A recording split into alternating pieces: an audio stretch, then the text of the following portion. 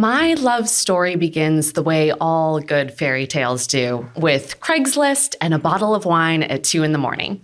I am 27 years old and working as a cocktail waitress and desperate for a vacation when I come across a casting call for a reality TV show. Do you like adventure? It asks, and I love adventure.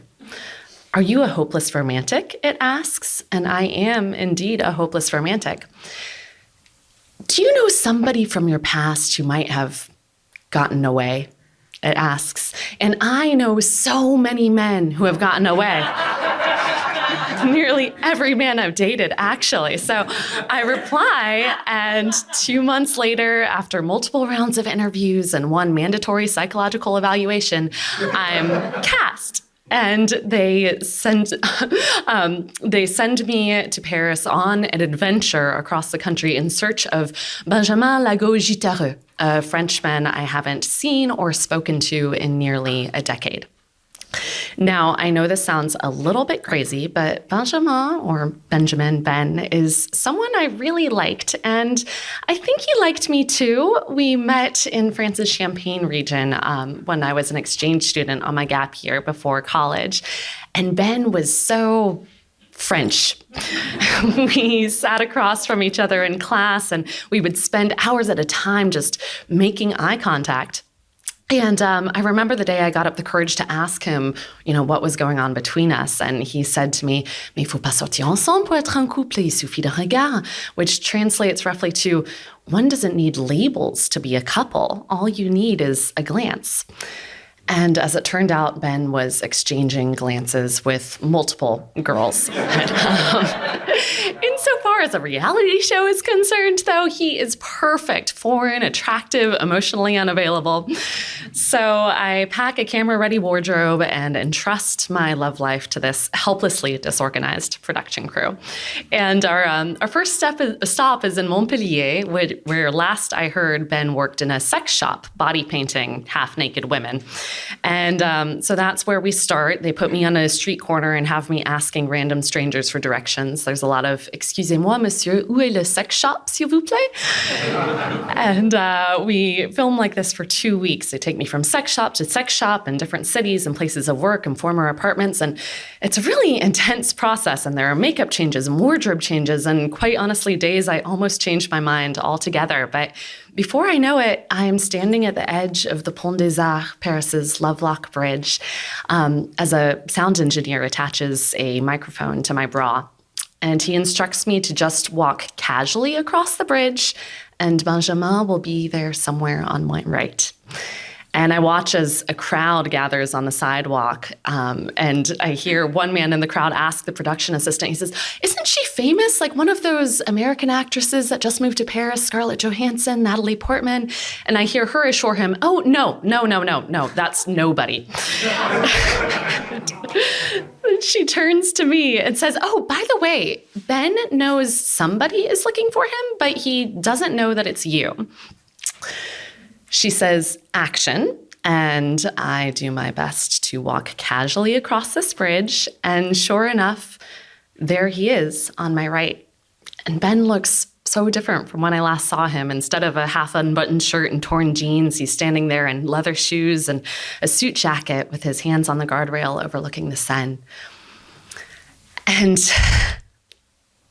I just, when you see I tap him on the shoulder, and he turns around and he says, "I knew it was you."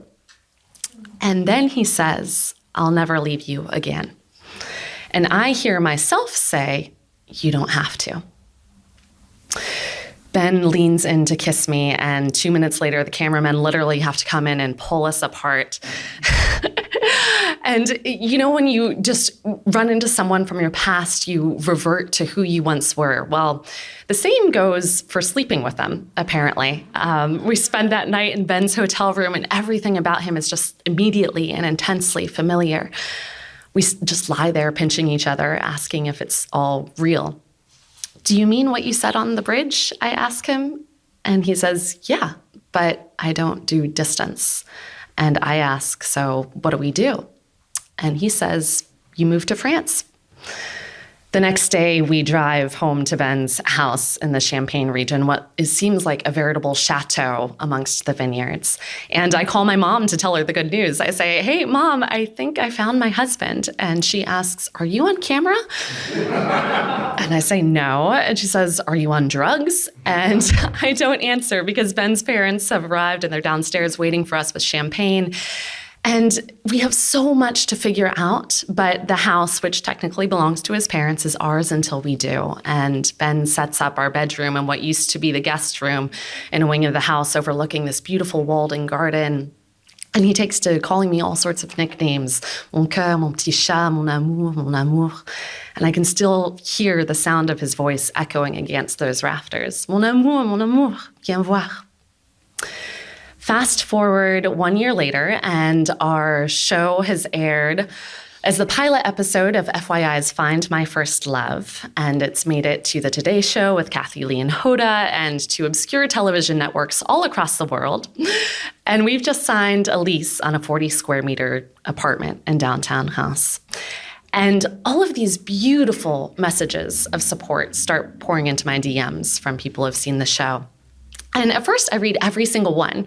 And the viewers are really astute. There's one woman who writes me, and she just says, "Oh, Alicia, you are the epitome of the perfect woman." As time goes on, though, the messages get harder and harder to read. I don't want to admit it, but it turns out problems that are easy to sweep under the carpet of our French chateau become magnified against a backdrop of dirty dishes and secondhand smoke and IKEA furniture. "You are so lucky," one girl writes me, and I read her message at 5 a.m, wide awake because I can't sleep because Ben is snoring so fucking loudly beside me. "When are you having lots of Benjamin and Alicia babies?" another writes, and he and I get in a screaming fight over a can of creme fraiche that has been left open on the counter. "Clearly," one says, "I'm looking for love on the wrong continent." And Ben tells me he could never see himself living in America. And as much as I'm a Francophile, I kind of miss home. Whatever semblance of a career I have at this point is on hold. I've written a few pages of a manuscript, a book called How to Seduce a Frenchman, which didn't go over so well. And Ben wants me to be a writer with a capital W, not someone who writes for Cosmopolitan or Vanity Fair. There are so many times I think of leaving, but every time I almost do, there's a message there to stop me. Gosh, how do you find a love like that?